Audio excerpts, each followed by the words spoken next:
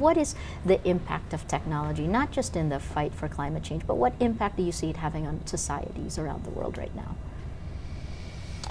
Well, we are now living in the most unusual period in all of human history for a lot of reasons, but one of them is that we are undergoing multiple technological revolutions simultaneously. Yes. A lot of attention is paid to the digital revolution and the continuing spread of computers, but in the biological sciences, we're seeing the cost of gene sequencing come down at a rate 6 times faster than the Moore's law pattern Yes. that brings computer chips down in cost by half every 2 years. We will soon have the ability to sequence each individual's DNA for $100, and then not long after that for $10. That will revolutionize medicine. We are seeing also the connection of the Internet of Things with billions of devices and intelligent systems connecting to one another around the world, creating a completely new technological reality for us. We're seeing with the climate crisis and the revolutionary transformation in energy systems and the adoption of new efficiency approaches, the biggest revolution in the history of business. We're seeing the interconnection of the global economy to a degree that we've never experienced before. I could go on, the new materials sciences. We now have the ability to create brand new materials. We read back in history about the Bronze Age and the Iron Age. Now we're in a new age where we're making the new materials that are stronger and lighter. The genetic crossing of species lines with the introduction of new traits from one species to another. Some of it can be a little scary, but overall the benefits are really fantastic. And so taking all of them together, it really poses a challenge to our moral imagination, to our ability to stay ahead of it, and to avoid some of the pitfalls while harvesting the magnificent gains that are now possible. So you wrote a whole book about this also. I mean, in one sense, I guess, what I'm looking for is what are your thoughts on the anger that's also there, not just in your society, in my society, that in some ways technology has also led to greater fragmentation, giving voice to people with not necessarily the ideas of responsibility for it.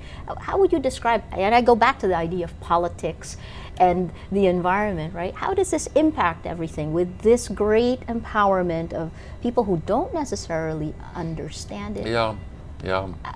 And how it leads to the anger. I guess I'd love to hear your thoughts on both what's happening in the United States and in the Philippines in terms of the anger in our countries. Well, I think that a great many people who don't understand all that is going on, and none of us do, we try, can feel very frustrated. But I do take heart from my observations of the younger generation. I see them adapting to some of these new technologies so quickly that I sometimes wonder if they're part of a different species. I mean, I see them using these digital devices, and they connect with several dozen friends regularly all the time, and I see my grandchildren playing these computer games, and I try to play them, and I just can't possibly match what they do. So it makes me think that just as when I was young, I took pride in understanding a few new technologies, maybe better than my parents did, that the younger generation is going to find the humanity that they can connect to in spite of the complexity of these new technologies that are sometimes forbidding for people my age. How is this impacting our politics? Well, I think that the ability to govern ourselves has always been connected to the way in which we communicate with one another. And to simplify a complicated story, I think that we have gone through three great waves of communications technologies. And in the West particularly, but in many other places, when the printing press empowered individuals to communicate ideas with one another and to form groups that shared a commitment to particular values or proposals, that actually empowered the rise of representative democracy.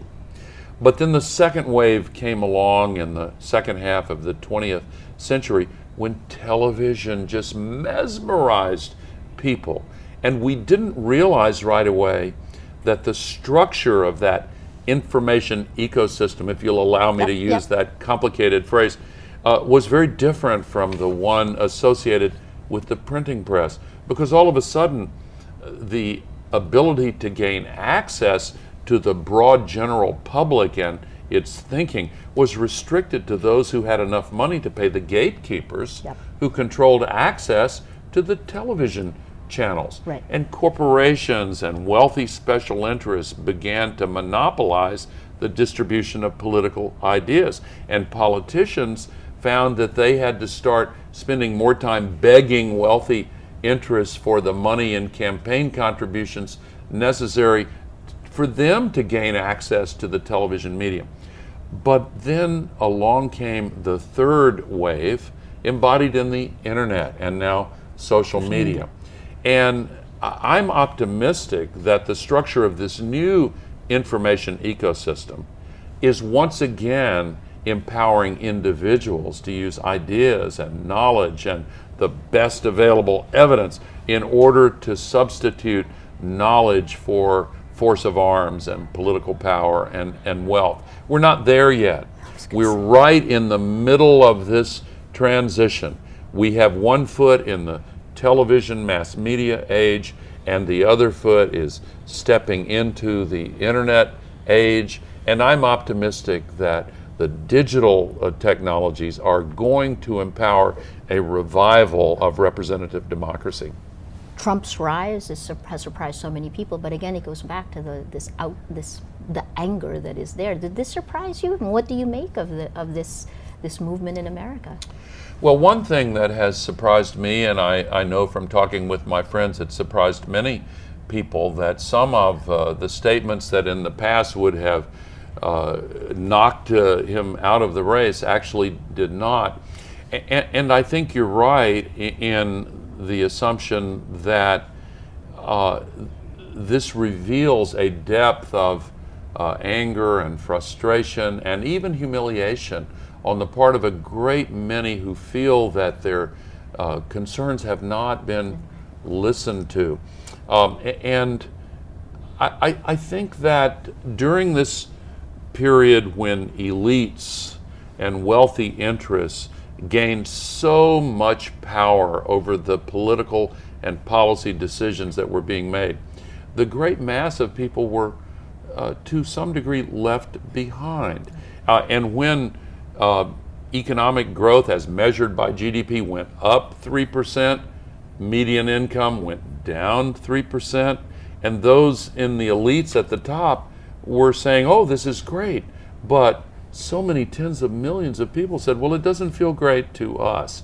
And as that has continued for many years and then was accentuated by the loss of middle income employment opportunities with the centrifugal distribution of jobs to lower wage venues, and with the replacement of many jobs being done by people with automation enhanced by artificial intelligence, even at elementary levels, then all of a sudden this left disposable income going down, and people began to worry that this whole direction we were traveling in was not taking them along. So I think that it's a wake-up call, and I have been arguing these same things from a different starting point.